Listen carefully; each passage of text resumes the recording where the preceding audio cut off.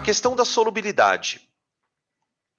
A solubilidade, gente, ela ocorre na medida em que duas moléculas conseguem interagir com a outra, uma com a outra. O problema é que quando você tem moléculas diferentes, pode ser que essa interação seja prejudicada, né? A gente usa aquela frase do semelhante dissolve semelhante para ressaltar que o que vai provocar a solubilidade de uma substância em outra é a semelhança em termos de polaridade, que vai acarretar uma semelhança de interação molecular. Vou tentar explicar um pouco melhor.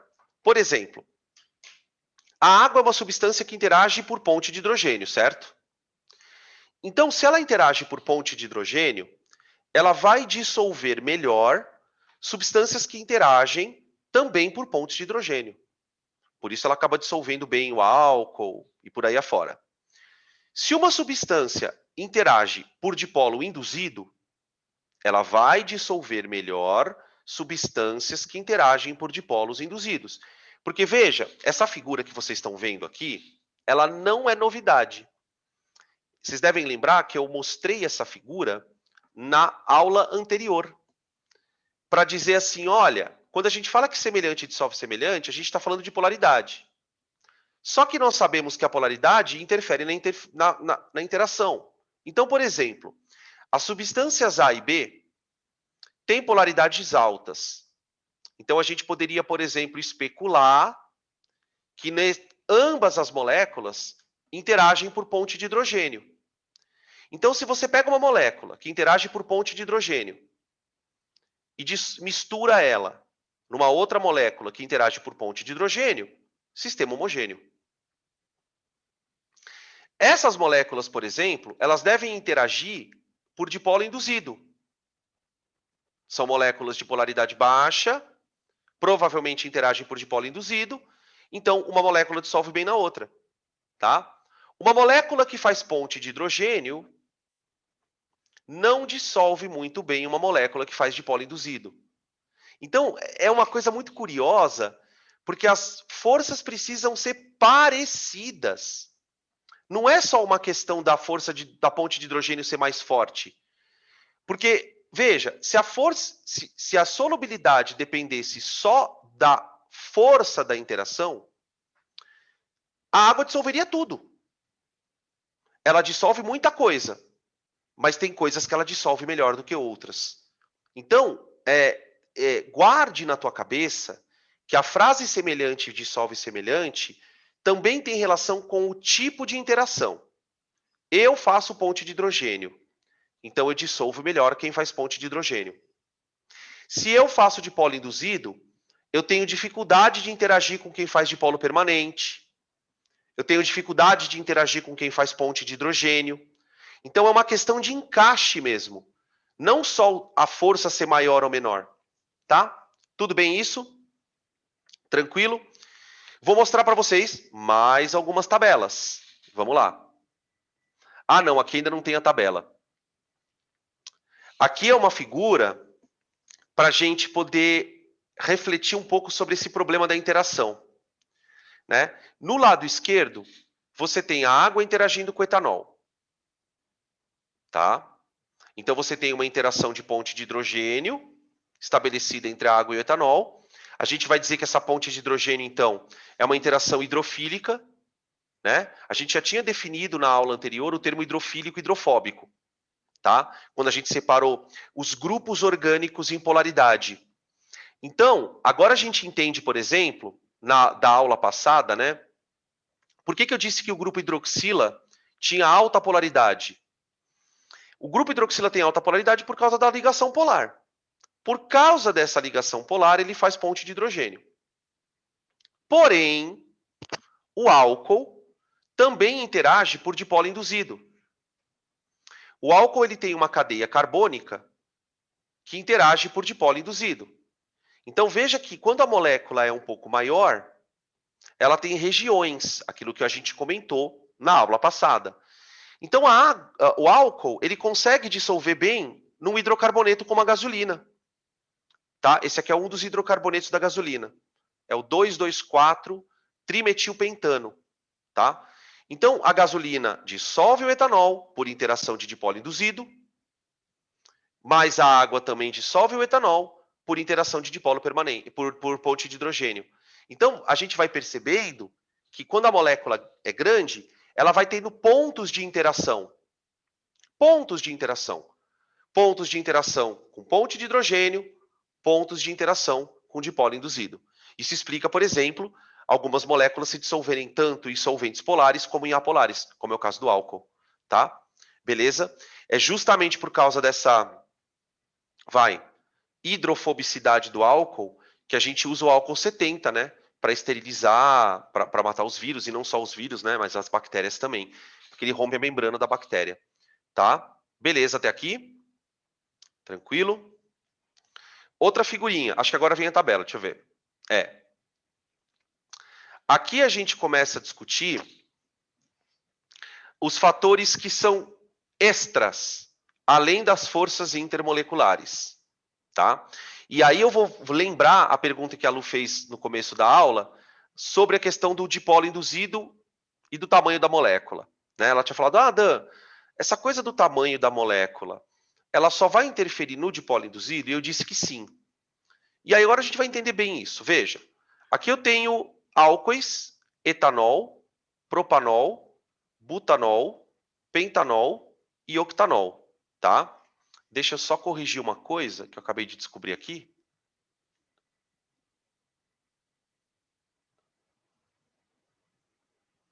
Pronto. Agora eu tenho o etanol ali. Veja, as moléculas de álcool que eu coloquei aqui, todas elas têm hidroxila.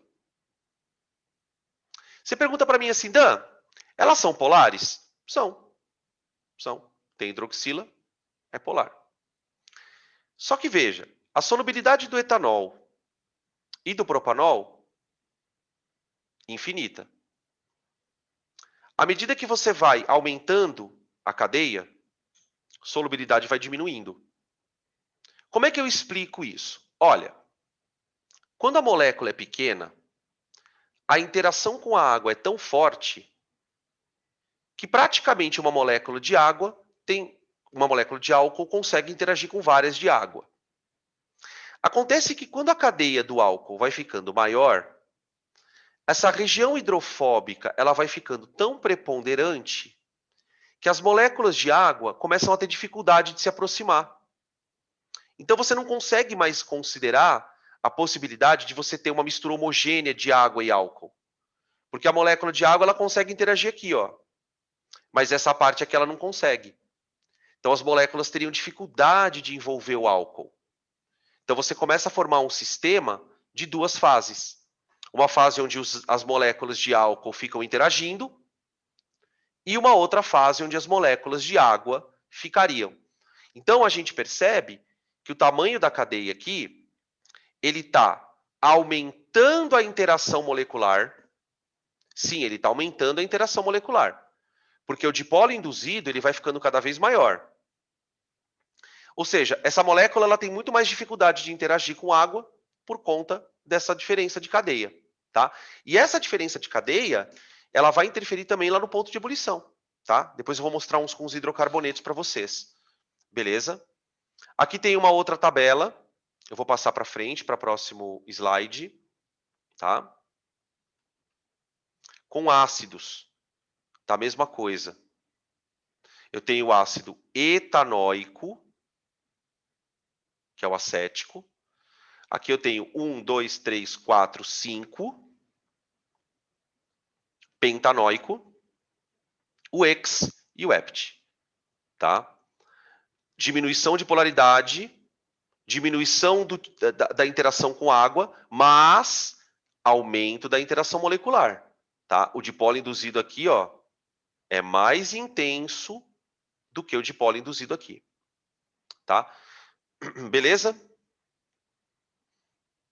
Aqui um outro exemplo, para que a gente possa discutir uma coisa que vocês discutem na biologia. Tá? A diferença é entre vitaminas hidrossolúveis e vitaminas lipossolúveis. Tá? Aqui você tem no quadro duas vitaminas consideradas hidrossolúveis. O ácido ascórbico e a vitamina B12. Quando a gente olha na estrutura das duas vitaminas, nós vamos observar alguns fatores que explicam por que elas são solúveis em água.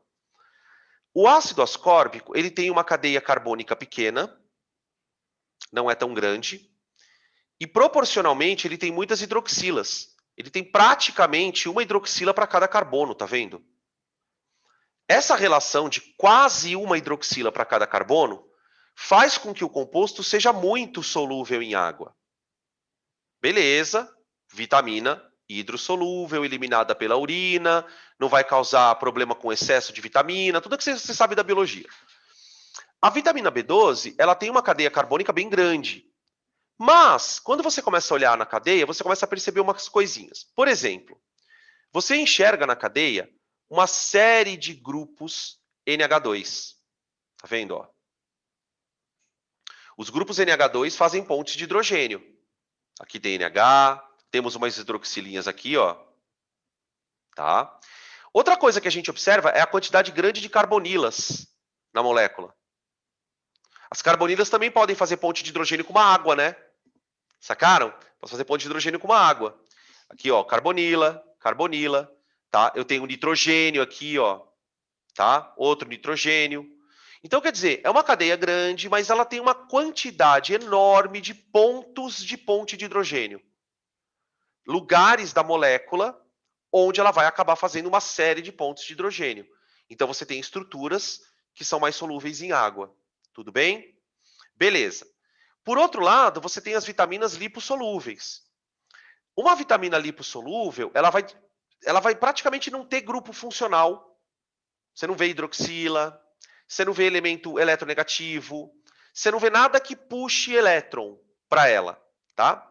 Vamos mostrar aqui no próximo slide um exemplo. Espera aí. Aqui, ó. Aqui você tem uma vitamina lipofílica, totalmente lipofílica, tá? Temos dois grupos cetona, beleza. Tá? O grupo cetona não é um grupo muito polar, tá? Agora, olha o tamanho da cadeia carbônica. Quer dizer, uma molécula como essa não chega nem perto da água, né? Você tem várias estruturas que são lipofílicas, né? Os hormônios, por exemplo, a testosterona, os da categoria da testosterona, os estrogênios, as progesteronas, elas são substâncias extremamente lipofílicas, tá? Beleza? Tudo bem? A própria gordura, o próprio ácido graxo, né? Que a gente vai discutir daqui a pouquinho, tá? Beleza? Ainda falando de solubilidade, a gente vai retomar também uma coisa que eu já comentei lá na primeira aula, e depois a gente vai comentar na orgânica em mais detalhes, né? As substâncias anfifílicas, né? O que a gente vai perceber é que para as substâncias de maneira geral, à medida que ela vai ficando lipofílica, ou seja, à medida que ela vai tendo afinidade por gordura, ela também vai perdendo afinidade por água, né? Só que existem substâncias cujo comportamento é diferente. Elas se dissolvem muito bem na água e se dissolvem muito bem em gorduras. Para uma substância apresentar esse tipo de comportamento, ela precisa, primeiro, ser uma molécula muito grande. Por quê? Ela tem que ter uma região muito lipofílica, ou seja, uma região apolar, ou se não for apolar, mas que seja de baixa polaridade, né? E uma outra região hidrofílica, tá? E aí você tem uma substância que consegue se dissolver tanto na água como em substâncias oleosas, tá? A primeira substância que a gente conhece que tem esse comportamento são os sabões, tá? Então vamos olhar para as figuras em separado, que aí a gente vai falando um pouquinho de cada coisa. Aqui a gente tem, eu não vou entrar muito no detalhe aqui, porque não é a pauta da aula. Aqui nós temos, desculpa, gente. Aqui nós temos o processo de produção do sabão, tá? Essa reação é conhecida como reação de saponificação. Também pode ser chamada de reação de hidrólise em meio básico. E a receita dela é simples. Ela é tão simples que muitos de vocês certamente já viram alguém fazer isso em casa. eu preciso de gordura, tá? A gordura, quimicamente falando, ela é um éster que tem algumas características bem especiais, e eu preciso de soda cáustica. Basicamente é assim que se faz sabão. Quando a gente cozinha gordura na soda cáustica, com o tempo, a gente começa a perceber que começa a ficar uma crosta em cima e uma parte embaixo. Essa diferença nas crostas ocorre porque você produz dois produtos. Um produto que é a glicerina, que na reação de saponificação é considerada um subproduto, porque não é o que você quer, embora ela tenha valor. E ela produz esse tipo de substância aqui, ó, tá? Se a gente atentar um pouquinho mais para a reação, a gente vai perceber o seguinte, ó. Deixa eu botar um marca-texto aqui. Aqui você tem um grupo éster, um outro grupo éster e um terceiro grupo éster. Tá na mesma molécula. Essas marcações que vocês estão vendo aqui como R1, R2 e R3 são cadeias carbônicas gigantes. 15 carbonos, 17, tá? Quando esse éster é colocado em meio básico, ocorre uma quebra dessas ligações aqui, ó. Aí essa parte aqui vira glicerina, ó, ou glicerol, tá? E essa parte aqui, ó, vai dar origem ao sabão. Então eu tenho isso aqui, ó. Sabão. Sabão. Sabão. Tá? Então é assim. Inclusive isso aqui dá até para a gente montar uma questão de estequiometria, porque você tem uma reação de proporção, né? Para cada molécula de gordura, eu preciso de 3 bases. Tá vendo? Ó? Uma gordura reage com 3 bases. Cada base vai quebrar a gordura num ponto para formar essas 3 moléculas de sabão. Tá? A molécula de sabão, em alguns desenhos, em alguns exercícios, em alguns livros, você vai ver representada assim, ó. Como se ela fosse um espermatozoidinho, vai. Tá? Ela é dividida em cabeça e cauda. Tá? Que basicamente é isso que vocês estão vendo aqui, ó. Tá? Então eu peguei uma dessas moléculas e dei um zoom nela. Tá? Os detalhes de como isso aqui acontece, como eu falei para vocês, eu não vou entrar muito nesse mérito, tá? Então, quando a gente olha para a cadeia da molécula de sabão, o que a gente enxerga? Primeiro, uma puta de uma cadeia carbônica, monstro, que é derivada dessa parte verde aqui, ó. Essa parte verde é que vai dar a cadeia gigante para o sabão. Lembra que eu falei que essas cadeias verdinhas aqui eram grandes? Tá? Então, tipo, essa parte aqui, ó, vai interagir com a gordura. A parte apolar, tá? Nota que essa parte aqui, ó, ela tem uma ligação aqui na ponta iônica. Iônica. O Na+, com O-, tá vendo? Quando você joga o sabão na água, essa ligação iônica quebra. O sabão dissocia. E aí acontece a coisa mágica. Por quê? Porque essa carga negativa ela fica solta aqui, ó. Então você tem uma parte completamente apolar com uma cabeça negativa. Com uma cabeça negativa. Uma cabeça carregada. Então o que vai acabar acontecendo? Olha que coisa louca. A cabeça positiva, a cabeça negativa, ela vai interagir com água. Então as moléculas de água aqui, ó. Tá? A interação da cabeça com a água é a interação íon-dipolo. Né? Você tem a carga negativa do sabão atraindo o polo positivo da água. Então aqui é uma interação íon-dipolo. Tá? As moléculas de gordura, gordurosas, vamos desenhar as gordurinhas aqui, ó. Elas vão interagir desse lado aqui. Gordura, gordura, gordura, gordura, gordura, gordura. Então, em outras palavras, né? O sabão, ele gruda na água e gruda na gordura, tá? Só uma coisa que eu acabei não falando, que é a seguinte. Quando eu falo sabão aqui, eu estou falando do quê? Eu estou falando de sabão em pedra e sabonete, só. Sabonete líquido, sabão em pó, shampoo, nada disso é sabão. Isso são detergentes. Daqui a pouco a gente fala deles, tá? Beleza? Então, os sabões são derivados de gordura, tá? O sabão, do ponto de vista químico, eu posso escrever que os sabões são sais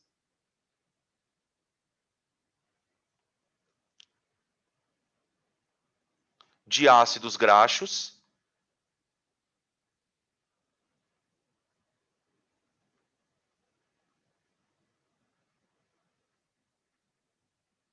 derivados da hidrólise de gordura.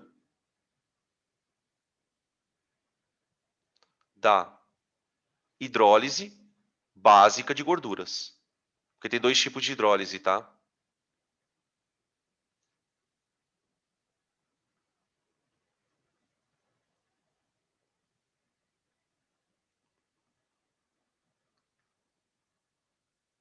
Gorduras ou óleos. Vamos colocar certinho, né? Que a gente fala gordura para sólido e óleo para líquido, né? Eu posso fazer sabão com gordura de origem animal, banha de porco, né? Ou eu posso fazer também com gordura de origem vegetal, óleo, inclusive óleo reciclável, óleo usado, você pode usar para fazer sabão, tá? É que com gordura de origem animal fica mais, a reação fica mais fácil de acontecer, tá? Beleza? Tranquilo aqui, moçada. Continuando. Aqui sim a gente pode olhar para sabões e comparar com detergentes, tá?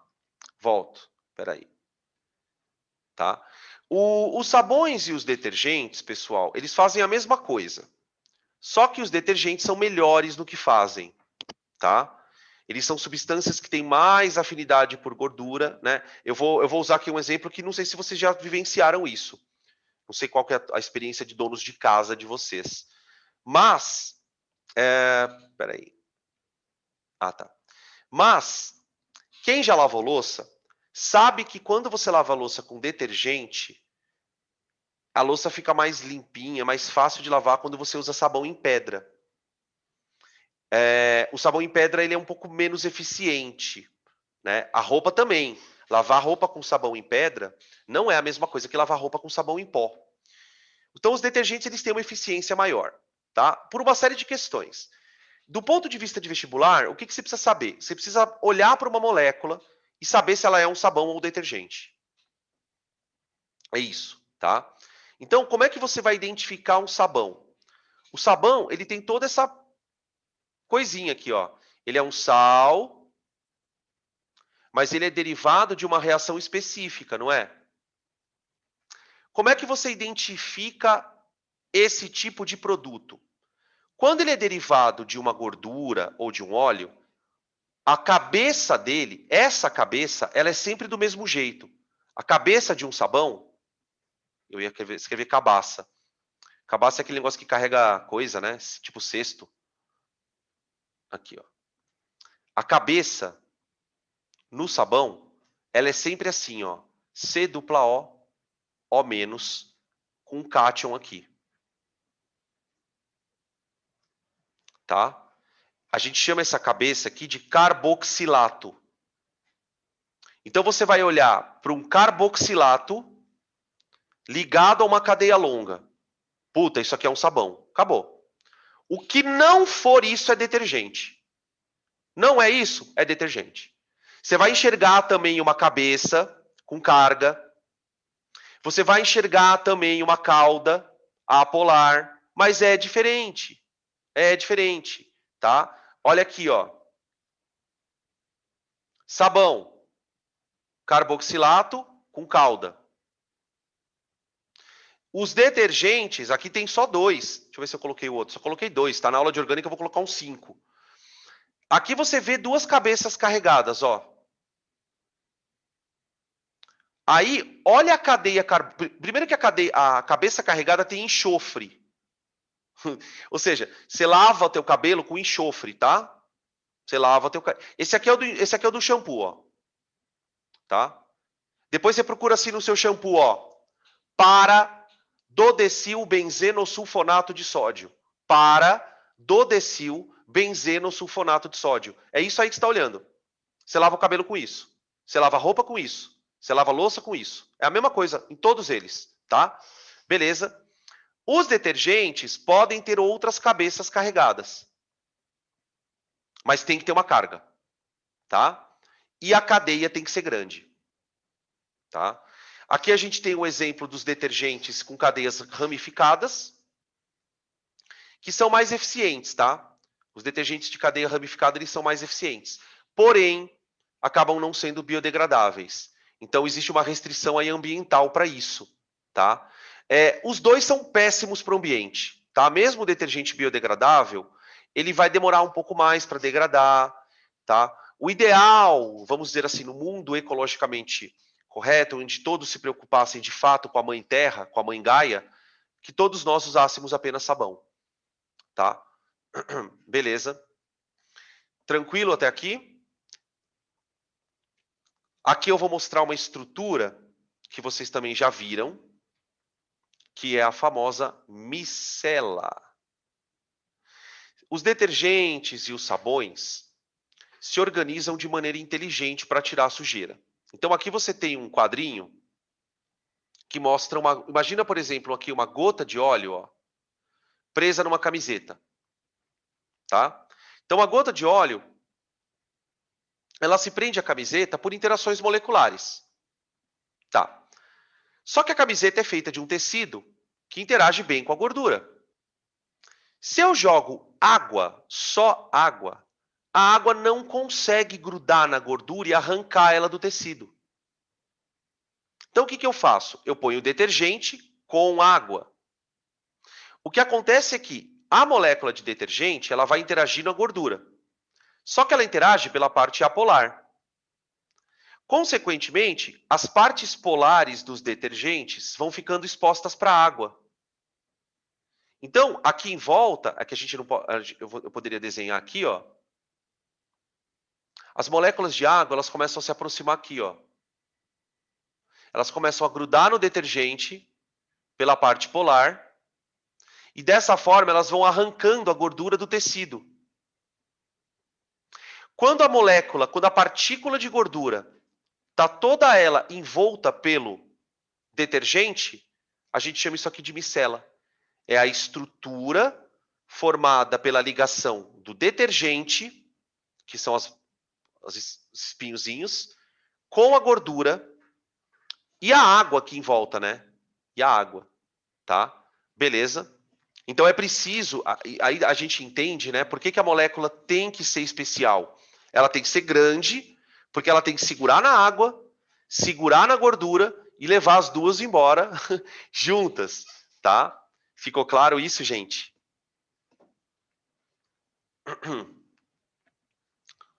Beleza. Podem tirar print, então. Não sei se vocês querem que volte aqui. Acho que não precisa, né? Nessas daqui. Não precisa.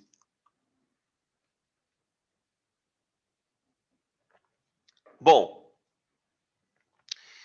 E aí a gente vai entrando na reta final, falando um pouco do ponto de ebulição. Tá? Como é que as interações moleculares interferem nos pontos de ebulição? Da mesma forma que ela interfere na solubilidade. Tá? Moléculas precisam ter semelhança para poder se dissolver. Ok. Então, moléculas semelhantes se dissolvem melhor, porque são mais polares ou porque são ou porque são pouco polares. Aqui a polaridade, ela atinge a ponto de ebulição de que maneira? Se uma substância é mais polar, a tendência é que ela tenha interações mais fortes e, portanto, você precisa aquecer mais para que ela ferva. Nessa primeira tabela, a gente tem as duas primeiras moléculas da primeira linha e da segunda linha, elas têm exatamente a mesma massa molar. Então, inclusive, elas são isômeras, tá? Só que o ponto de ebulição do álcool é bem maior que o do éter. Então, aqui a gente enxerga, por exemplo, uma ponte de hidrogênio competindo com dipolo induzido. Olha a diferença de ponto de ebulição. Ponte de hidrogênio competindo com dipolo induzido. Tá. Aqui é a mesma coisa, ó. Eu tenho um éter e um álcool, os dois com a mesma massa. Ponte de hidrogênio competindo com dipolo induzido. Tá? Essa tabela, gente, ela mostra pra gente outras coisas. Por exemplo, o efeito da cadeia. Ó, olha o efeito da cadeia quando você olha para o álcool da linha 2 e compara com o álcool da linha 4. Os dois são álcoois. Os dois trocam ponte de hidrogênio. Por que o álcool de baixo tem ponto de ebulição maior? Porque além da ponte de hidrogênio, ele tem a cadeia. Então, percebe como, quando você vai comparar moléculas de mesmo tamanho, olha para a força intermolecular. Quando você vai comparar moléculas de tamanhos diferentes, a história fica um pouco mais complicada. Por exemplo, ó, comparar um álcool pequeno com um éter grande é um negócio meio difícil. Aqui a gente observando nos dados, a gente conclui que mesmo o álcool sendo menor, a ponte de hidrogênio leva vantagem. Mas o vestibular não faz isso. Geralmente o vestibular pede para você comparar um álcool com éter, mas de mesmo tamanho. Ou ele pede para comparar, por exemplo, dois álcoois de tamanhos diferentes. Porque aí você tem compostos de mesma função, você vai na cadeia, tá? Beleza? Vamos mostrar outras tabelas. Olha essa daqui, ó. Essa tabela ela é mais legal porque ela mostra moléculas bem diferentes. Então veja, eu tenho o pentano, que é um hidrocarboneto, massa molecular 72, interação de polo induzido, ponto de ebulição bem baixinho, ó. Tá? Para uma molécula desse tamanho, ponto de ebulição baixinho, tá? Se você comparar o pentano com o butanol, você percebe a interferência da ponte de hidrogênio, ó. Veja que são moléculas quase de mesma massa. Então, quer dizer, são quase moléculas de mesmo tamanho, só que o butanol, o ponto de ebulição bem maior do que o pentano. Tá? Posso comparar, por exemplo, o hexano, o pentano com o hexano.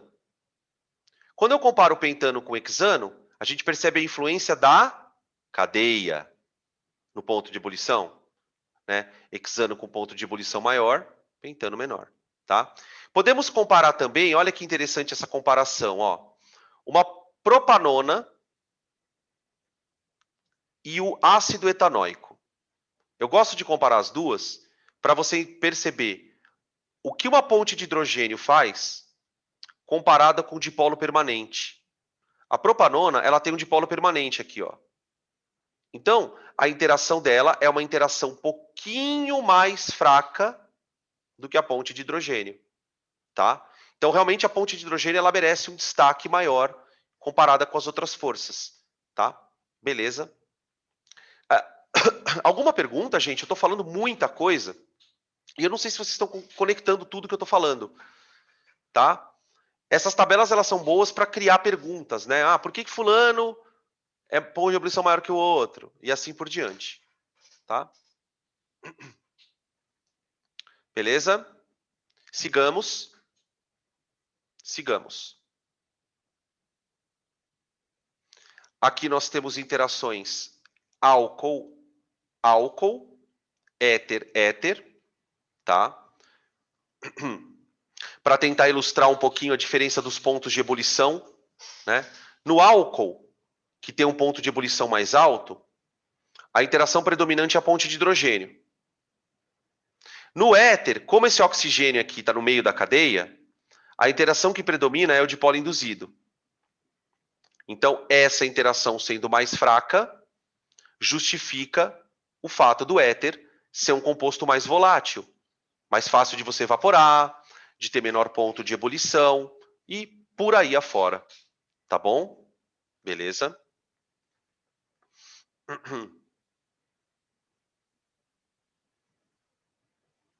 Mais uma tabela com interações, tá? Aqui eu tenho, essa tabela é legal porque ela mostra todas as interações ao mesmo tempo, ó. Você tem um dipolo induzido muito fraco,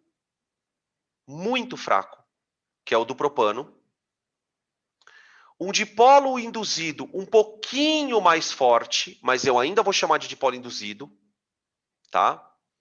Aqui você já tem um dipolinho permanente e aqui você tem a pontona de hidrogênio, tá? Percebe que as moléculas têm mais ou menos o mesmo tamanho, tá? As moléculas com as hidroxilas, ó, como o etanol, por exemplo, fazem ponte de hidrogênio aqui. O etanol, ele não consegue fazer a ponte de hidrogênio com outra molécula de etanol. Então, ele faz dipolo permanente, tá? Beleza? Acho que fica claro, né? Olhando para as tabelas, vários exemplos, a gente vai assimilando melhor esse problema do ponto de ebulição. Tá? Aqui, de novo, essa tabela, a gente já mostrou. Tá? A influência do tamanho da cadeia, que a gente já discutiu. Tá? Aqui comparando dois hidrocarbonetos de tamanhos bem diferentes. Tá? E aí eu quero colocar uma outra figura aqui, para meio que encerrando a discussão, que é essa daqui, ó. Então, veja, o ponto de ebulição ele depende, primeiro, da interação molecular. Para moléculas de mesmo tamanho, para moléculas parecidas, né, em termos de função, o tamanho da molécula vai interferir. Então, o tamanho dela acaba aumentando a interação. E tem uma outra coisa que eu acho muito curiosa, que para mim, assim, chega no nível de detalhamento que realmente é surpreendente. Quando você compara moléculas de mesmo tamanho, porém com cadeias diferentes, você percebe também uma diferença na volatilidade, tá? Aqui eu coloquei nessa tabela 3 hidrocarbonetos. Vamos zoomar. Ó, o pentano, que é o hidrocarboneto de 5 carbonos, e ponto de ebulição 36, tá? Aqui não é 36º, é 36 graus Celsius. Aqui você tem um composto que tem uma molécula do mesmo tamanho. Tem 5 carbonos, ó, 1, 2, 3, 4, 5, do mesmo tamanho que o pentano. Só que a cadeia dela é ramificada. Tá? Ponto de ebulição já é um pouco menor. Também. Um outro composto de 5 carbonos, só que com 2 ramificações, já terá um ponto de ebulição menor ainda. Então, nesse caso, acontece uma situação muito curiosa, porque você fala assim, Dan, mas o dipolo é induzido, né? É. O dipolo induzido ficou menor? Ficou. Mas a cadeia não mudou de tamanho? Não. O que aconteceu é que a geometria da cadeia piora. Quando a cadeia começa a ganhar ramos, ela vai perdendo aquele caráter de cobrinha dela. Deixa eu mostrar para vocês aqui nessa figura, que eu acho que ela vai explicar melhor. Ó, aqui você tem nesse desenho as moléculas de pentano interagindo. Imagina que cada tracejadinho desse seja um dipolinho induzido. Tá? Então, quando a molécula está esticada desse jeito aqui, ó, linear, ela tem uma área de contato grande com a molécula vizinha. Então, ela interage mais.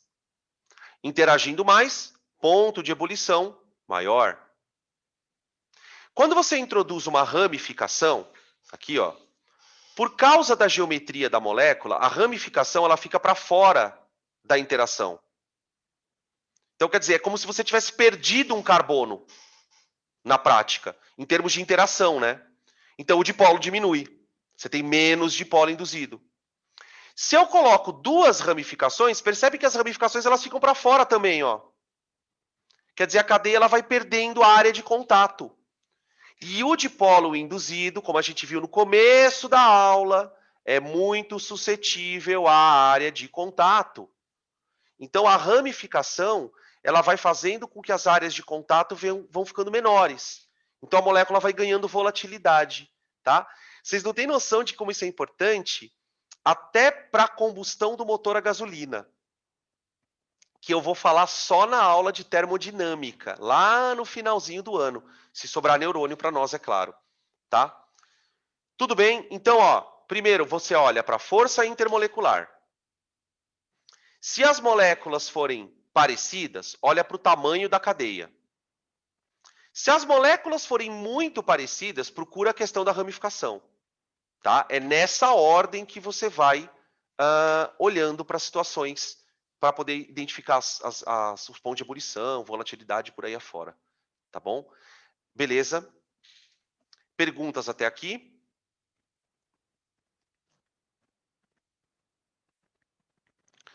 Metralhadora, né? Bom, sigamos então. Estamos no derradeiro, tá? Penúltimo slide. Penúltimo slide. Esse slide, ele encerra a nossa discussão falando um pouquinho de cristal. De novo, tá? Mas, Dan, o que cristal tem a ver com força intermolecular? Veja, a gente falou de cristal em dois momentos. Quando eu estava falando de ligação iônica e quando eu falei de ligação metálica. Ah, e eu falei também um pouquinho de covalente. Então, essa tabela, ela mostra que tipo de interação pode gerar um cristal. Olha que louco isso, gente. Eu vou começar na ordem que a gente aprendeu, tá? Eu não vou seguir a tabela. O primeiro cristal que a gente aprendeu é o cristal iônico. Sal, por exemplo. Nos cristais iônicos, aquela estrutura do cristal, ela é garantida por atração elétrica, positivo ou negativo. Ponto, acabou. Essa atração é muito forte. Então, ele é duro, quebradiço, alto ponto de fusão, pobre condutor térmico e elétrico. Tá? Isso porque o cristal é sólido, né? Depois a gente passou para cristais covalentes, tipo diamante, grafite. O que é que manteria um cristal covalente unido? Ligação covalente. A ligação covalente, no cristal, ela se comporta de maneira muito parecida com a iônica. Então, você tem um cristal duro, ponto de fusão muito alto, geralmente condutor térmico e elétrico ruim. Tá? Você tem as suas exceções aqui, por exemplo, o grafite é um condutor elétrico bom. Tá?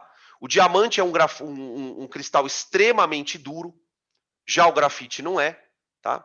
Depois a gente tem os cristais metálicos. Tá? Nos cristais metálicos, o que mantém as estruturas unidas é o mar de elétrons. Tá? O mar de elétrons faz com que eles tenham uma dureza que é bem variável. Então, você tem metal que é bem mole. Né? Não sei se vocês lembram aquele vídeo do YouTube que eu mostrei para vocês, que o cara corta o metal com a faca. Mas você tem metal duro pra caramba. Tá? Você tem pontos de ebulição baixinhos e altos. Então, quer dizer, uma variação bem grande de propriedades. Tá? E aí a gente tem um quarto tipo de cristal, que é o cristal molecular. Moléculas podem ser cristalizadas. O açúcar, gente. O açúcar. O açúcar é um cristal molecular. Para que as moléculas se organizem de maneira cristalina, o que vai mantê-las unidas são forças intermoleculares. Então, vocês conseguem perceber a diferença entre força interatômica,